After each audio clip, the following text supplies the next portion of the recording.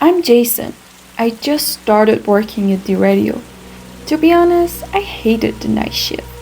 The endless silence, the cold fluorescent lights, and the hours that dragged on. They always got under my skin. But there was no way around it. Every newcomer had to start this way. That night seemed just like any other, or at least that's what I thought. Rain was falling quietly but without pause. As always, before heading to the studio, I stopped at the small cafe that had become my routine. The smell fresh of coffee filled the air. I sat in my usual corner by the window, took my cup of coffee and stared at the raindrops sliding down the glass. Everything felt normal, just like every other night. There was no sign of what was waiting for me. When I reached the studio, it was as quiet as I expected. I started my work. About an hour had passed when I realized I needed an old file for the report I was working on. I headed to the archive room. The archive was lined with tall shelves stacked with dusty folders. The overhead light flickered slightly. I began searching, but then one of the folders slipped off the shelf and landed right at my feet for no reason at all. I bent down and read the title. Beloved journalist Emily Larson committed suicide by throwing herself off a building. My breath caught in my chest. Inside the folder was a photo of a woman with short red hair. In that moment, a faint broken voice whispered from behind me, "Help me. Only you can. Don't let the truth stay hidden." I felt my heart trying to burst out of my chest. I was sure no one else was on that floor. I turned around in fear. At the far end of the hallway stood a woman. Short red hair, pale skin, and cold, lifeless eyes staring straight at me. I couldn't believe it. It was her, Emily. Emily Larson. I blinked, and when I looked again, there was no wonder. Cold sweat broke across my forehead.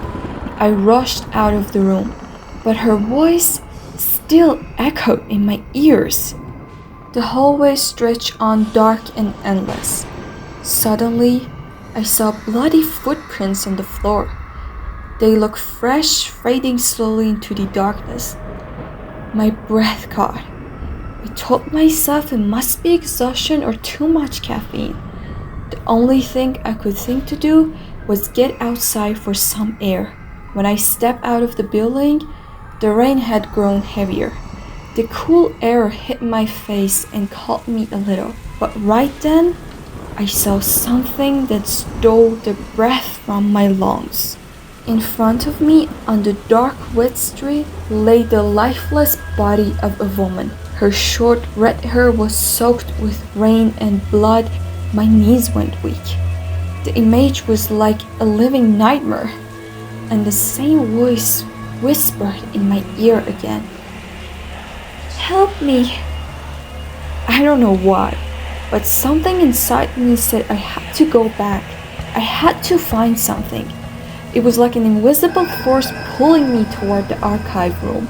I returned to the archive. With trembling hands, I opened the drawers until I found another folder marked Emily Larson. Inside was an old tape recorder and a cassette. I pressed play. Static and crackling filled the air. The same broken voice from before came through. "I've just received breaking news that is truly shocking. Emily Larson, the beloved journalist and my colleague, committed suicide and threw herself from the top of the building. Her fans and all of us are in mourning. She was a kind woman. She was the voice of the people. And so, in her honor, I will end today's broadcast with her own motto. The broadcast never ends." Then the voice cut out. Silence. But after a few seconds, another voice came, shaky but clear. "If anyone can hear me, I'm Emily Larson. They want to kill me. They're hiding the truth. Please, Don't let my voice disappear into the dark. I ran out of the room. The next thing I knew, I was back at the same cafe as before, sitting behind the window. My empty coffee cup sat before me, and outside, the rain poured on without stopping. I stared into the silence. Thousands questions spawned through my mind. Who was behind all of this? Why Emily was murdered? And what I was supposed to do now? And the only thing ringing in my head like an old bell was the same line I heard years ago. The broadcast never ends. But do I have the courage to keep it going?